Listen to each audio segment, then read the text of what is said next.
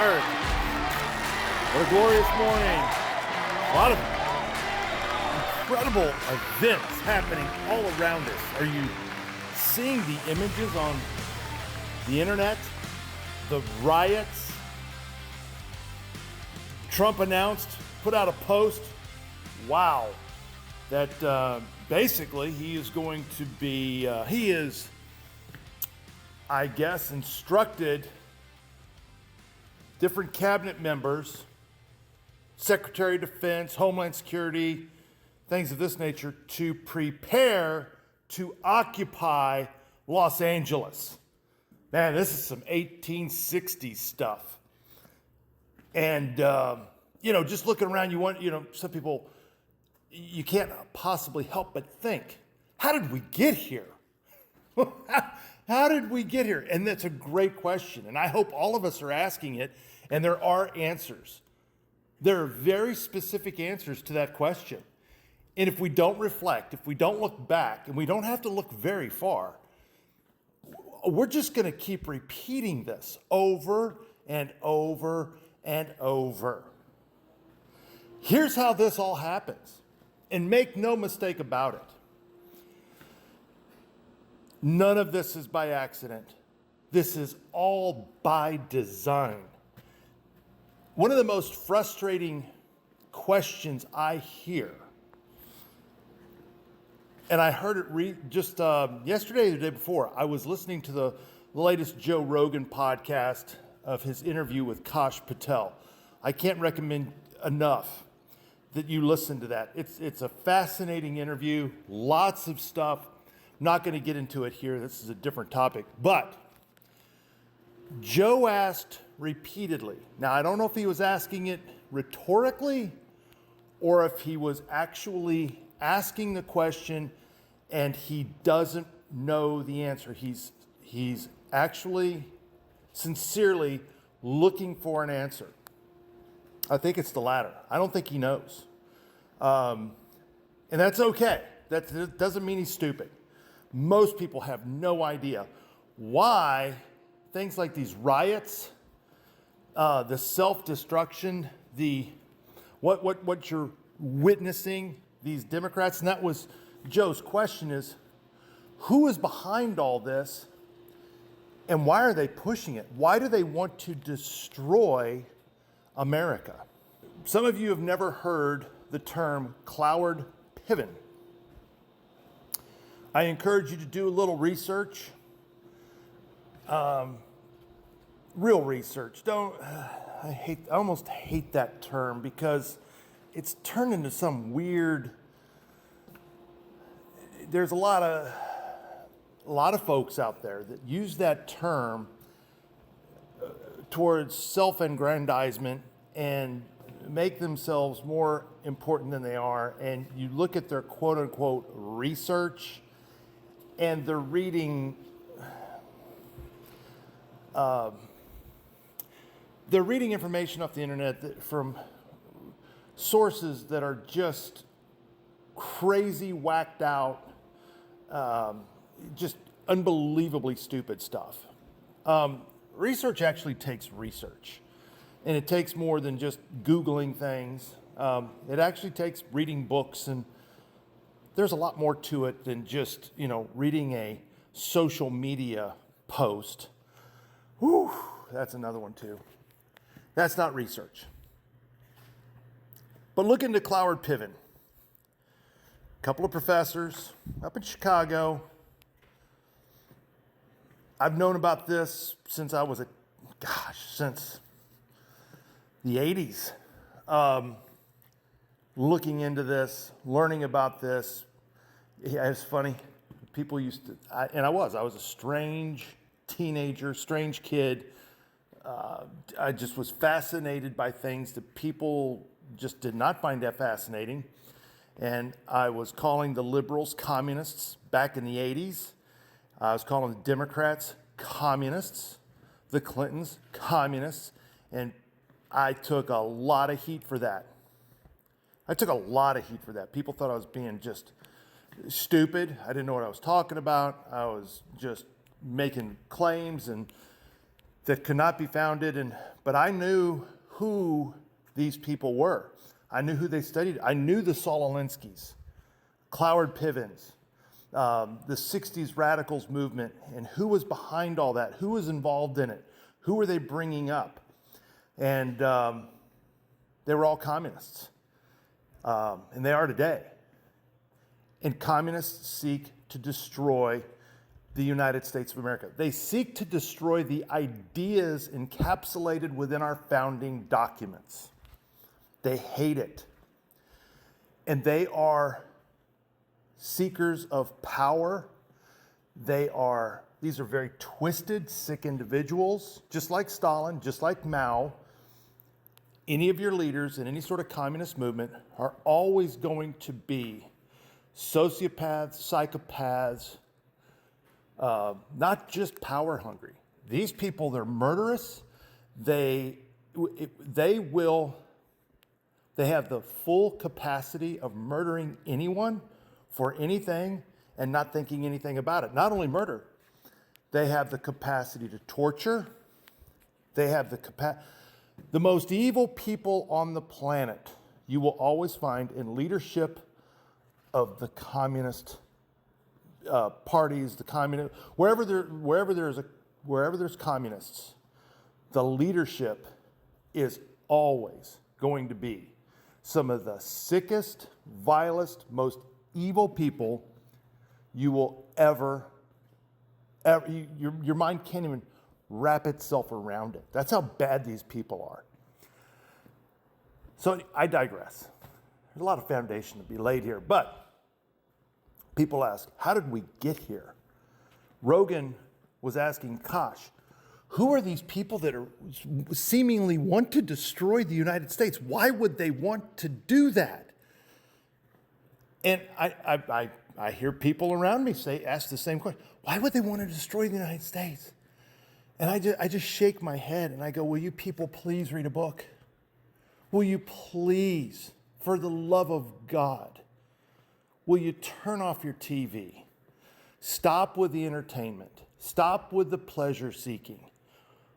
We're in a place now, we have to start getting serious about things. Pick up some books.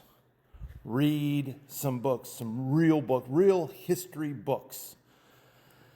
Study these people. I read the Communist Manifesto when I was 13 years old, and I haven't stopped looking into this stuff since then.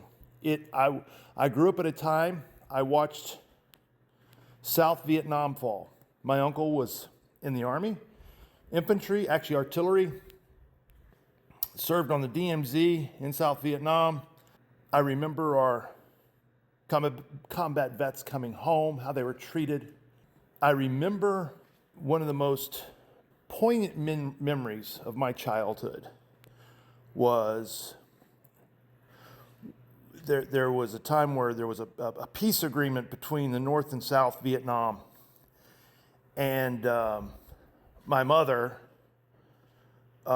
became emotional. She started crying. And I'll never forget this because I was a little kid. And she said, those poor people in the South, talking about the South Vietnamese. And I remember I could see tears. And she goes, those poor people in the South, they're all going to get murdered.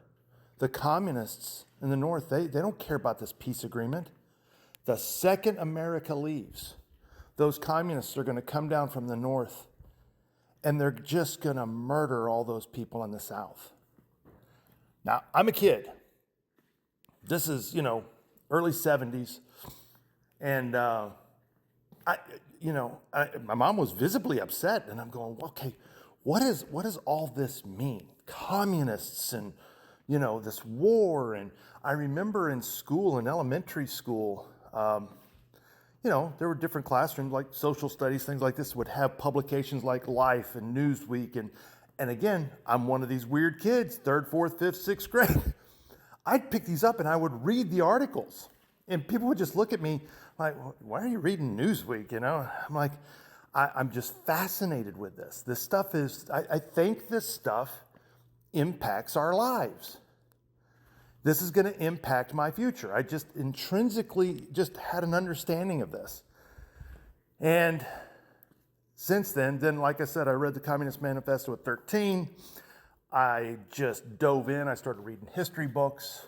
I started listening to old people who had served in World War II, in Korea, in Vietnam. People talking about, I remember listening to, Ronald Reagan had a radio show every morning. Well, at least it was broadcast in the mornings. When I heard it, I could hear it before I went to school in the morning. It was a little 5 or 10 minute, just a little radio broadcast before he ran for president. And I used to listen to that. I remember listening to Milton Friedman and just weird stuff that kids don't do. My parents weren't ultra conservative, patriotic. They were, but they weren't like, my parents didn't read. My dad was, did okay. He was educated, and my mom was just a farm girl. But she read the newspapers every night, but there was no reading in her house. Nobody read books. This was something that was in me, and it has stayed, and it has bugged me. And I see stuff going around because I've read their books. These communists don't hide. They write books. They lay everything out they're going to do. That's why I'm begging you to hear me on this, folks. And I know a lot of you, MAGA and all that, and yet you don't know what cloud pivot is. You don't. I think Joe Rogan is a sincere guy. I think he's a very smart guy.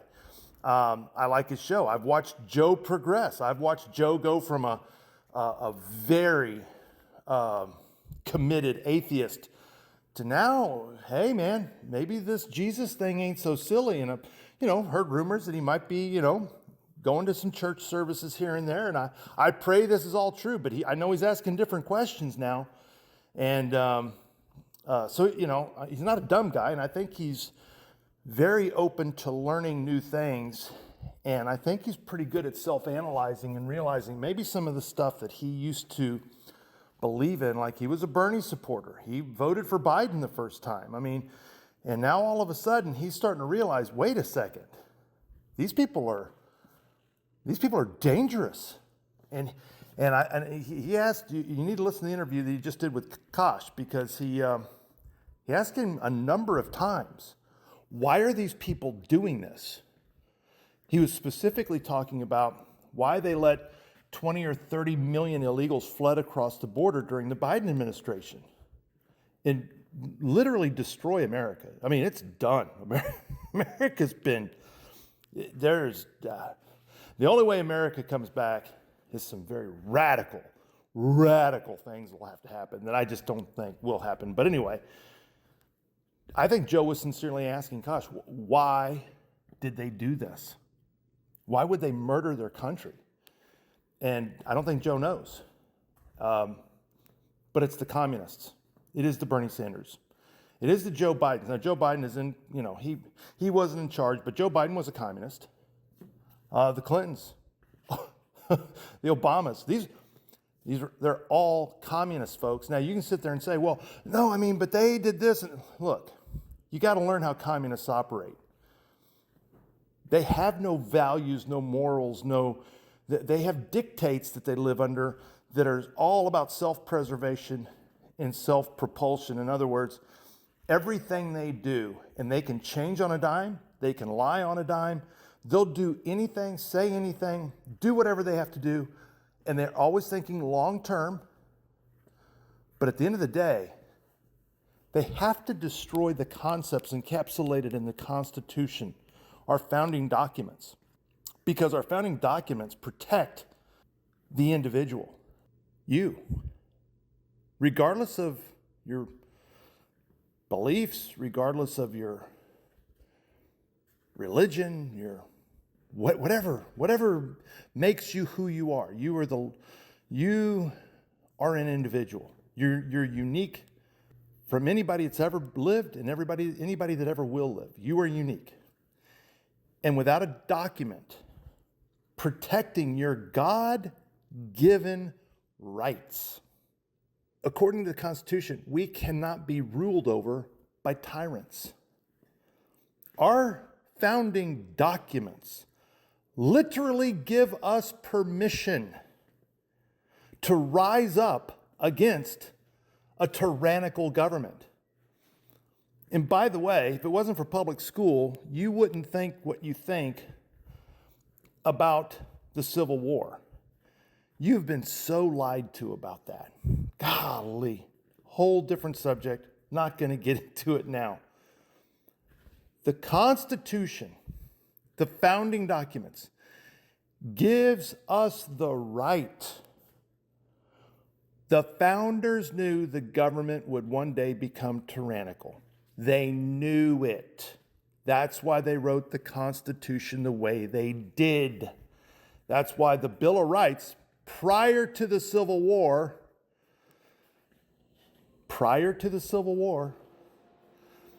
that's why the Bill of Rights were put in there. How they were, everything about it. It was about the rights of the individual.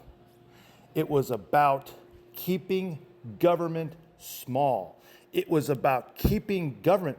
It was about the people's ability to keep the government under their boot, not the government's boot on us. The founding documents were all about keeping the government and all the employees of the government under the boot of we the people. No, you do what we say.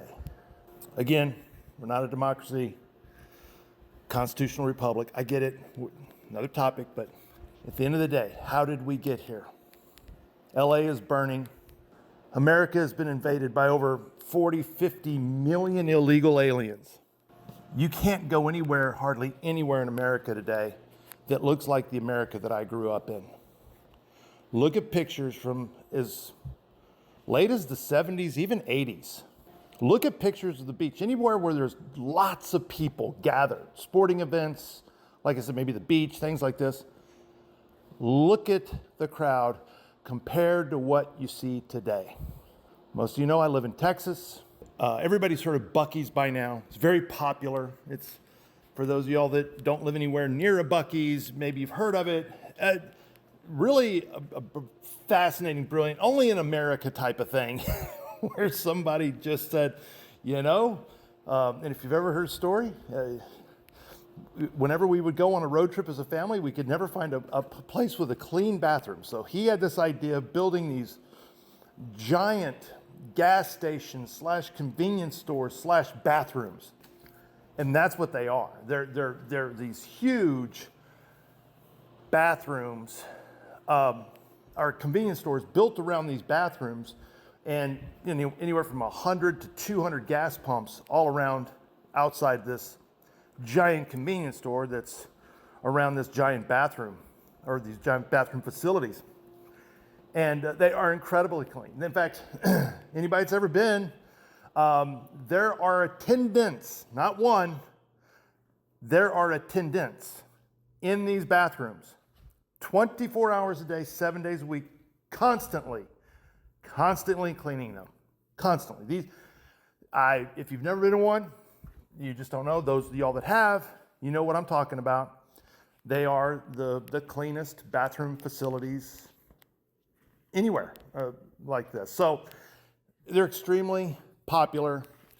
You can't go into a Buc-ee's and there not be, now, maybe not at 3 o'clock in the morning on Tuesday morning, but any day, especially on weekends, they have checkout counters, where you pay for your whatever you're buying, and they sell tons of merch and food and snacks and it's all very high priced. It's crazy. If you've never been, you need to go. Anyway, the checkout times are incredibly fast. The management that they have at these places is really top notch. The stuff that they do is incredible, and the buying experience is usually super, super high. I have nothing bad to say about Buc-ee's. There is one in Madisonville, Texas, which is between Dallas and Houston off of I-45. It's out in the country. Now, there's lots of traffic on I-45 because it's the main, it's the only interstate between Houston and Dallas. But Madisonville is 100 miles, 100 something miles north of Houston, and at least it's probably farther from Dallas. So it's out in the country. It's nothing but oil derricks and cow pastures. I can't go anymore. I won't, if I'm driving by, I used to always stop at Buc-ee's because number one, they always had great prices on gas. And if you need to use the facilities, it's a great place to go. It's clean and, get a cup of coffee. They got, it's where you stop. It's where you stop. Last couple of times I've been in that Buc-ee's, I got to tell you, folks, and please, and if this offends anybody, you just be offended. I don't really give a shit.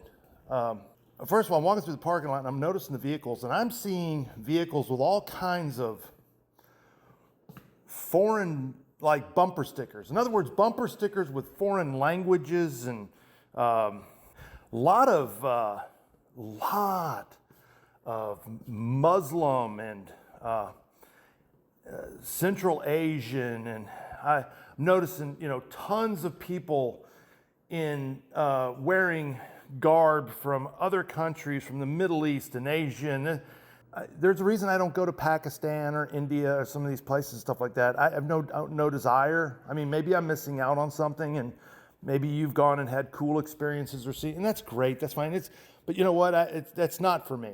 I liked America when America was clean, when it didn't smell like shit. I prefer the America that was, you didn't have to lock your doors at night. Did you guys know that in the post-World War II, when they started building the first, what would later become called housing developments or suburbs, like Levittown outside of New York, I think it's in Long Island, and places like this. Did you know when those first subdivisions started being built around major cities, that locks for your doors, I'm talking about exterior doors, not doors to bedrooms. I'm talking about front door, back door. Did you know that locks were an add-on? That was something extra because the idea of locks on your door was so bizarre. It was so bizarre. Locks? What would you need a lock on your door for? What if, how do your kids get in? I think y'all know what I'm talking about. The last several times I've been in Buc-ee's, I didn't know if I was walking through the streets of some Middle Eastern bazaar, or if I surrounded by people speaking Punjab, or the smell of curry was overwhelming, the jabbering of foreign tongues. I felt like a visitor. I felt like a tourist in my own country. And this was in Madisonville, Texas. This wasn't in Fort Bend County, right outside of Houston, which has now turned into a third world shithole. This is in Madisonville, Texas. Folks, it's happened very gradually. And we allowed things like the feminist movement to come in and take over and start dictating how we write laws, and, a lot of feminine energy. And there's a lot of huge problems with that. That's a whole nother topic, but that's how we got here. We got here because, well, can't we all just get along? We need to be nice, and we need to be accepting, and we shouldn't be judgmental, and we need... Folks, that's all straight out of the communist playbook. All this diversity is our strength. Folks, we've been duped, been sold a bill of goods, and most people aren't even strong enough, brave enough, masculine enough. And I'm not talking to the ladies. Ladies, listen, this ain't your fight. You can't win this one. Men drop the ball. I'm not saying this didn't happen. There's a lot of fault that lies at the foot of females. It does, but it's only because the men allowed it. The men allowed it. Women don't run the show. Women can't run the show. Men allowed this. And men are going to be the ones going to have to clean it all up. And I just don't know if there's enough men. I don't know if there's enough men. I was watching, for some reason, a bunch of video clips are showing up in some of my social media posts and stuff like that. And it just started happening. Maybe it's because I clicked on one, and so now I guess I'm in the algorithm. Anyway, I clicked on it. For those of y'all that know me, I'm not a big sports fan. I played a lot of sports growing up. I'm not a spectator. I'm not a spectator. I'm just not. If I'm not involved in it, if I'm not doing it, I'm sitting around watching people play sports and stuff. I'm sorry. I'm just not interested. I'm not saying if you are, it's bad. Please don't. I'm just saying for me, it's not my thing. Okay? It's just not my thing. But I was scrolling through and I saw this video pop up, and it was this young lady, female. Words mean things. I don't know her, so I don't know if she's a lady or not. I do know she's female. On one of these collegiate softball teams, attractive, young female. But I know, golly, man, this sounds so, and I only say this at the risk of sounding like some, creepy old guy. But I'm sorry, folks, and I'm going somewhere with this. Anyway, her softball uniform, really?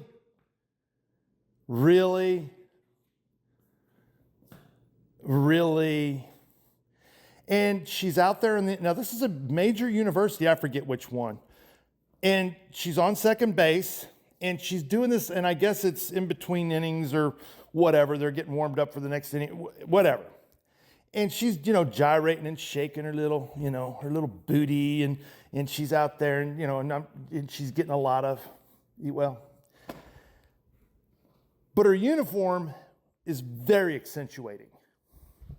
And this is softball. This is freaking softball. And I was just sitting there and I looked at this and I go, where are the dads?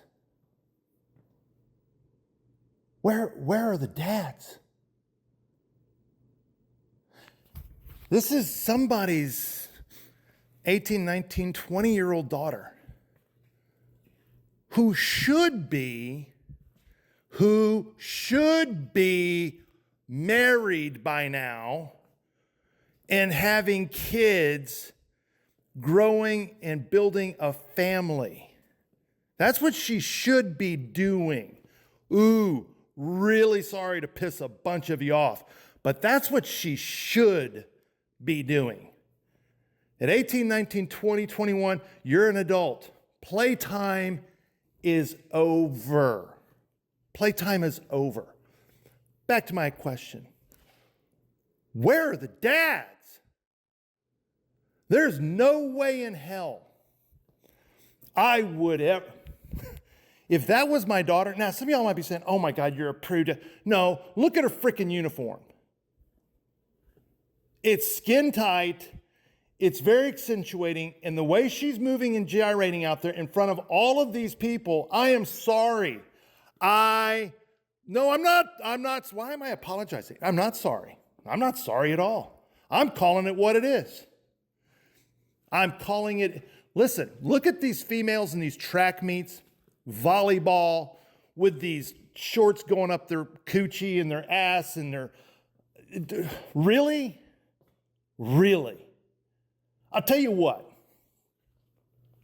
Change the uniforms on all these female sports, these collision sports, and see what happens to viewership. You want to think that I'm some creepy old guy right now? Let me tell you something, dads. You should be ashamed of yourself. You should be ashamed of yourself. You're allowing your daughter to be out there in front of a bunch of...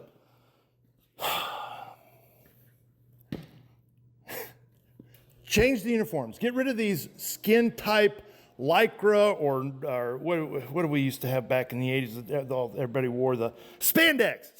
Eddie Murphy. Spandex, man. Spandex. Yeah, I want everything spandex. For those of y'all seen Nutty Professor. Anyway, I digress. Change the uniforms. Put them in some regular gym shorts and t-shirts. Watch what happens to viewership. It will tank. What does that tell you? I'm going to ask it again. Where are the dads? Allow your daughter. If that was my daughter, and if I would have, I was her father, and I'm not saying this girl's a whore. That's not what I'm saying. She might be. I know too many stories about college today. That's why I'm not going to call her a lady. I don't know her. I'll call her a female, but I ain't calling her a lady because I know the stories about college. And yeah, all you dads, you think you're sweet little girls. She's going to come out of college with a body count in the hundreds, and she's going to have all kinds of psychological issues. Anyway, where are the dads? If that would have been my daughter, that would have been the last game she played for that team. Or, I would have been, where is the shame today in our culture? The shame. We've become so accepting to everything. There's no shame anymore on things that there should be great shame. Shame upon the family. We've now, we're all inclusive. Oh, it doesn't matter what anybody does. This is all very girl energy, very feminine energy stuff. It's all very dangerous, very dangerous. It's what all this is, though. Oh, we shouldn't be judgmental. We shouldn't be judgmental. You shouldn't judge. Jesus didn't judge. Jesus ate with the prostitutes and hung out with the prostitutes and okay, listen, guys. Listen, this is how we got the original question when we started. It's now turned into a very long conversation. How did we get here? This is how we got here. This is exactly how we got here. And it comes from the communists. The reason why you got 19-year-old girls out there twerking on second base, not twerking, but you guys know what I mean. Listen, men are visual. And when you put an attractive lady that has the curves, and she's young, she's got the long blonde hair, and she's out there and she's prancing it. Let me tell you something. There's a thing called biology. And there's a way that men are wired. That's why I cannot understand why a father, there's no way a real man, there is no way. And that's why I think this stuff goes on. Because real men, masculine, warrior, stoic, successful, protective, Christian men, fathers, they don't let their daughters go to college, folks. I hate to break it to you. You know why they don't? Because they're protective and they're smart and they're masculine and they know their job as a father, and that is to protect his daughters, not only her life and safety, but protect her virginity. That is a real father's, that is his job. Real masculine, warrior, Christian fathers don't send their daughters off to places. Guys, I know a lot of y'all, this is probably pissing you off to no end.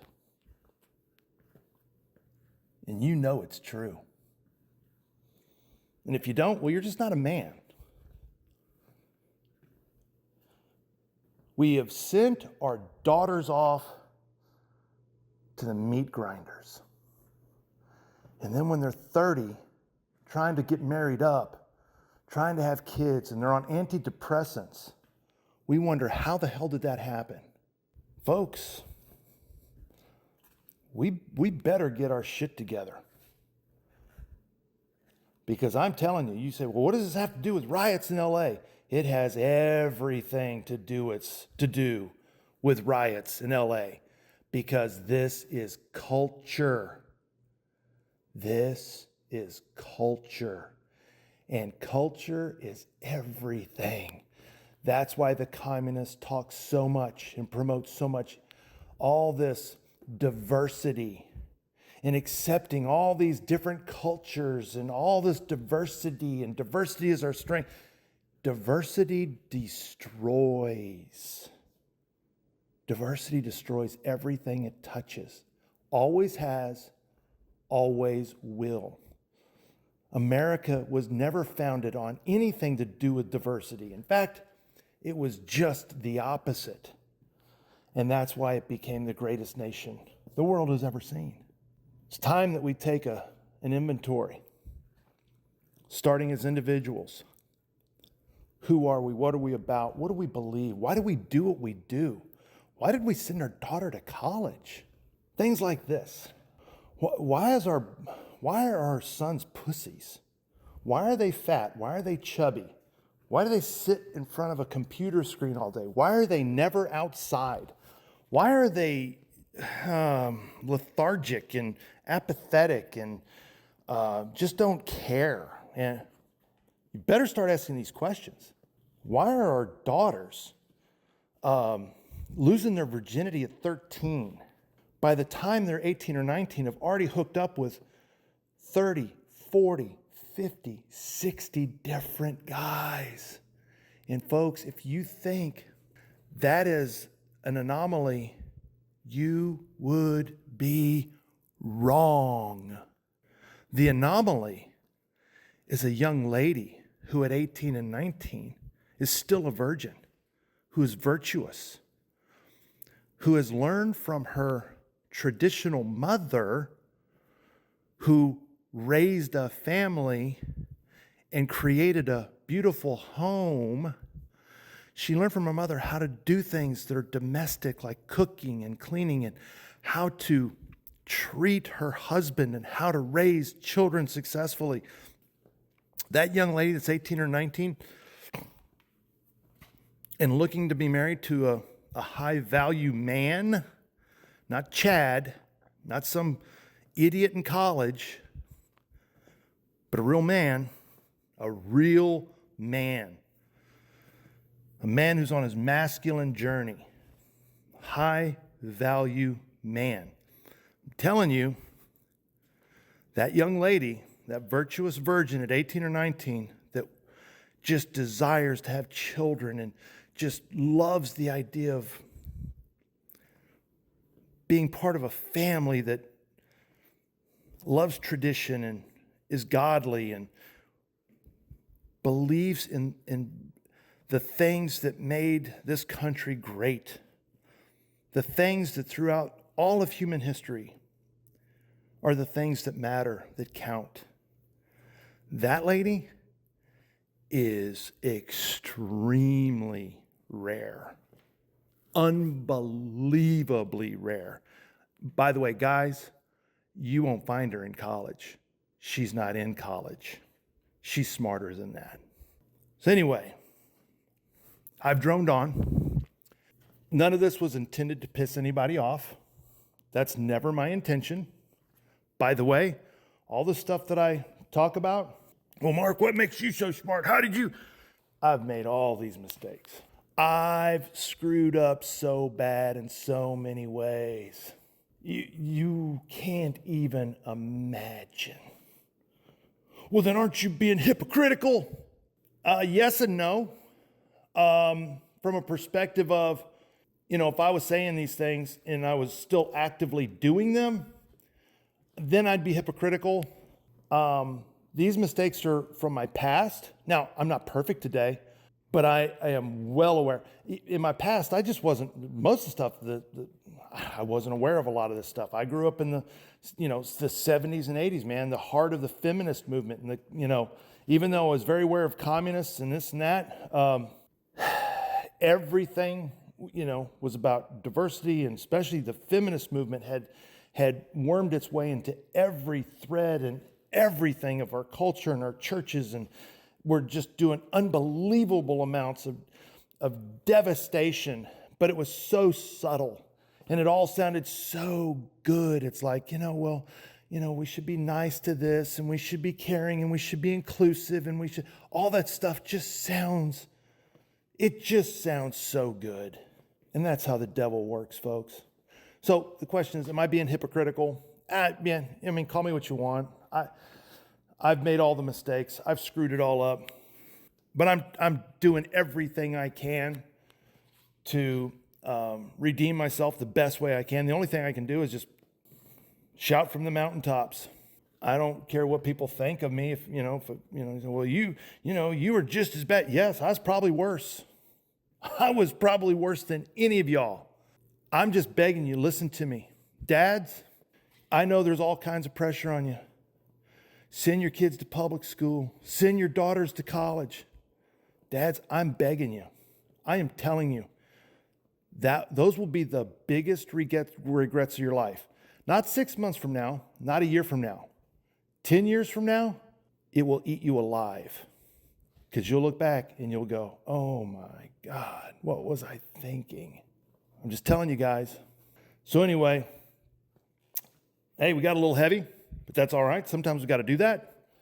And make sure you tune in on Fridays to the Defiance Daily Show with Roberts and Pruitt every Friday at 11 a.m. Central, live on Rumble.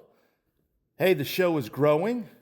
It's you that we have to thank for that. I'm so excited and so proud to be part of this podcast, and I'm so grateful to Travis for including me. And his dad and I were good friends for many decades, and these are a lot of the things that me and his dad used to talk a lot about. And I miss Dave. Miss him tremendously. I wish he was here. I know he'd be very proud of Travis. I know he is proud. I believe Dave sees what's going on here. I know where Dave is. Dave's in heaven, and however that works, I believe that somehow he knows, and I know he's very proud of his son Travis. I think he's proud of what we're doing. I think he's proud of the Defiance brand that he founded and was building, and we continue to do that. We're very passionate about it. We believe in it. We believe we're making a difference, and that's what our goal is. That's what our purpose is. We like to have a lot of fun. We think that entertainment, even though, you shouldn't be thinking about being entertained all the time, but we do provide a little bit of that, but we also do provide some serious content and things like this. But I encourage you to tune in. We have a great time. We talk about current events. We discuss cultural topics. We kind of wing a lot of it. Travis, if y'all know, if you've listened to the show or watched the show at all, he likes to spring things on me, get my reaction. So, but anyway, we have a great time. It's the Defiance Daily Show. It's live on Rumble, 11 a.m. Central, and it's live on Rumble. And by the way, when you go to Rumble, just go, it's under @Defiance Press, one word, @Defiance Press.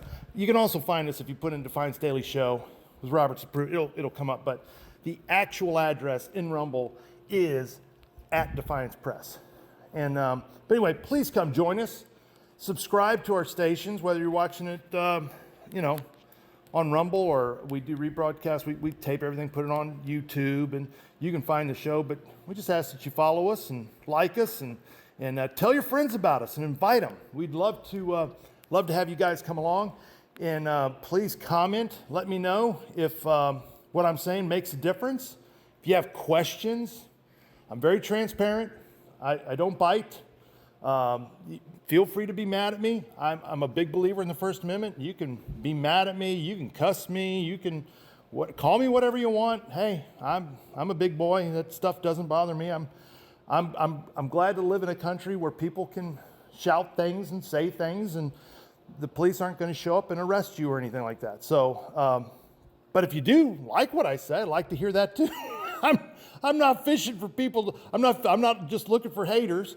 Yeah, I would love to connect with you guys. And anyway, God bless all of y'all. Have a great day. We'll talk to you all on Friday, the 11 a.m. Central, Defiance Daily Show.